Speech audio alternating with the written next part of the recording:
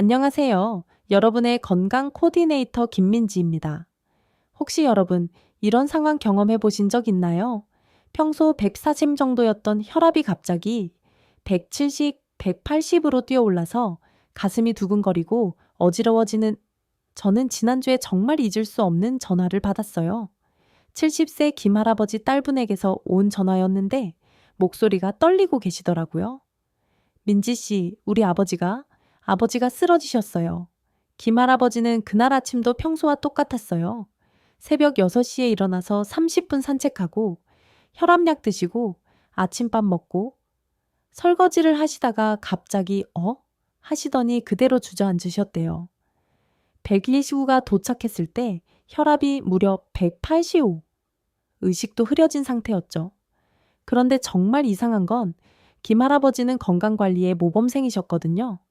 담배 한 번 안 피우시고 술도 거의 안 드시고 운동도 꾸준히 하시고 그렇다면 도대체 무엇이 김할아버지의 혈압을 하늘 높이 올려버린 걸까요? 의사 선생님이 3일 동안 철저히 조사한 결과 충격적인 사실이 드러났어요. 범인은 바로 김할아버지가 건강하다고 생각하며 매일 드시던 그 음식들이었습니다. 여러분도 지금 고개를 끄덕이고 계시는 건 아닌가요? 나도 건강하게 먹고 있는데 하면서 말이에요. 하지만 우리가 건강하다고 믿고 먹는 음식들 중에는 혈압을 몰래 올리는 진짜 위험한 것들이 숨어 있어요. 사실 저도 처음엔 믿기 어려웠어요.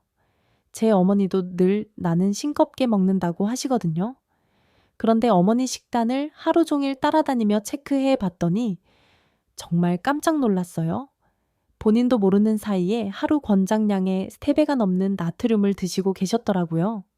오늘은 여러분과 함께 이런 가면을 쓴 혈압 폭탄들을 하나씩 찾아내고 어떻게 피할 수 있는지 알아보겠습니다. 그리고 마지막에는 절대 잊을 수 없는 간단한 구호도 알려드릴게요. 자, 그럼 김할아버지를 쓰러뜨린 첫 번째 범인을 찾아볼까요? 김할아버지는 매일 아침 6시 30분이면 부엌에서 국 끓이는 소리가 났어요.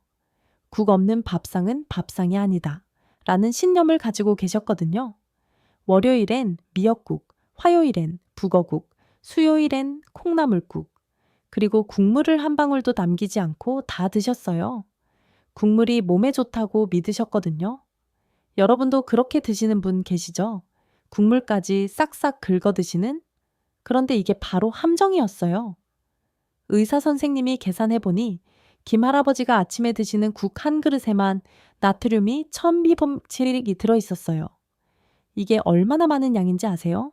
쉽게 기억하는 방법을 알려드릴게요. 국그릇 하나, 체타이어 하루의 절반.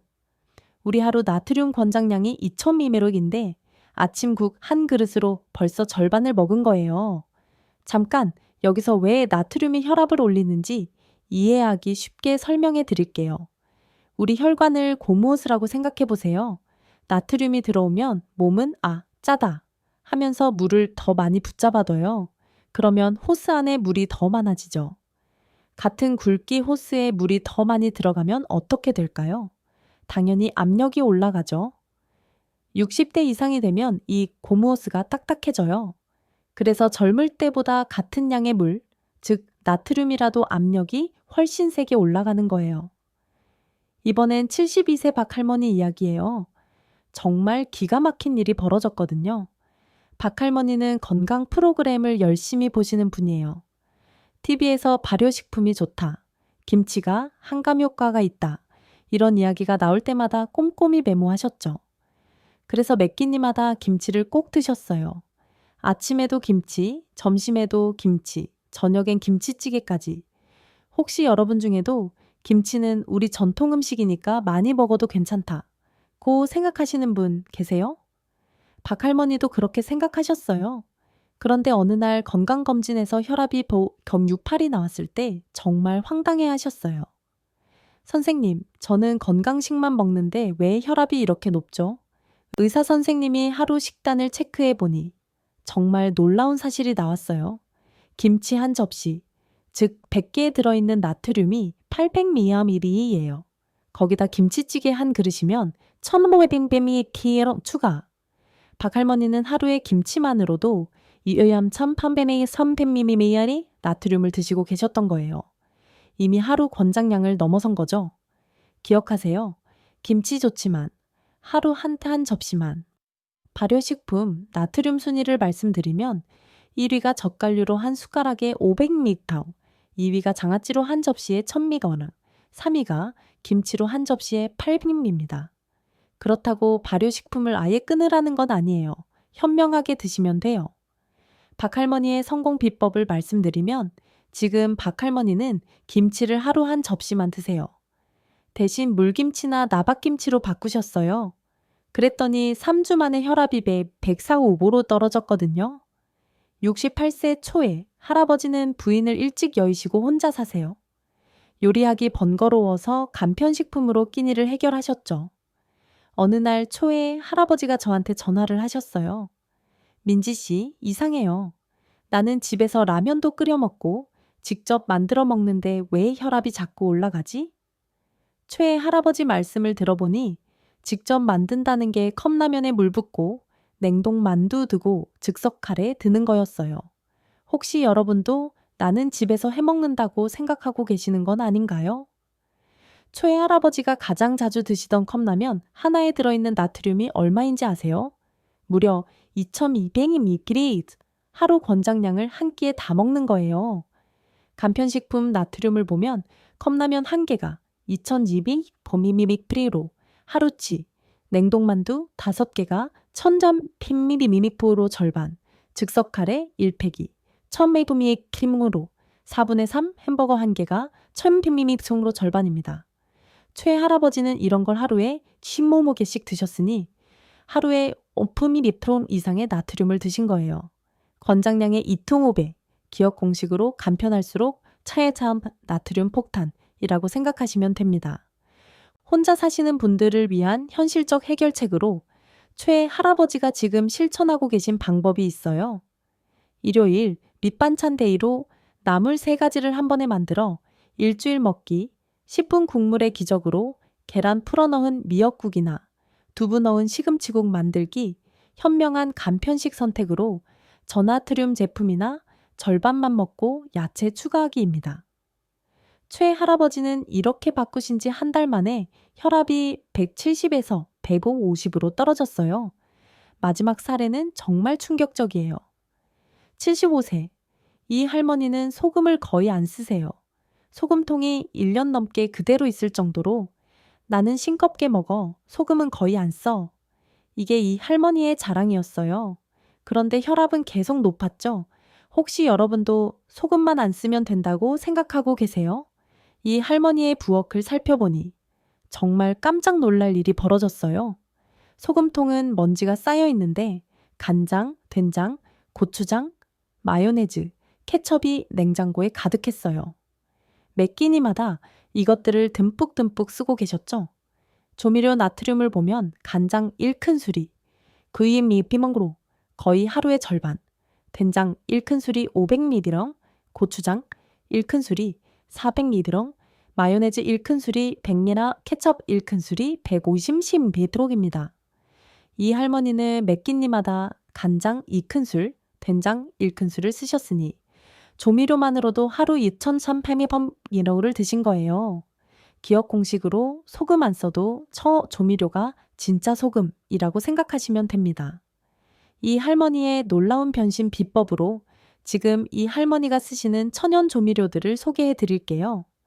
다시마와 멸치, 우린 물을 냉동실에 얼음통으로 보관하고 양파와 마늘 다진 것을 볶아서 냉장 보관하고 생강즙과 레몬즙을 소량씩 냉동하는 방법이에요. 이렇게 바꾸신 지 6주 만에 혈압이 165에서 142로 내려갔어요.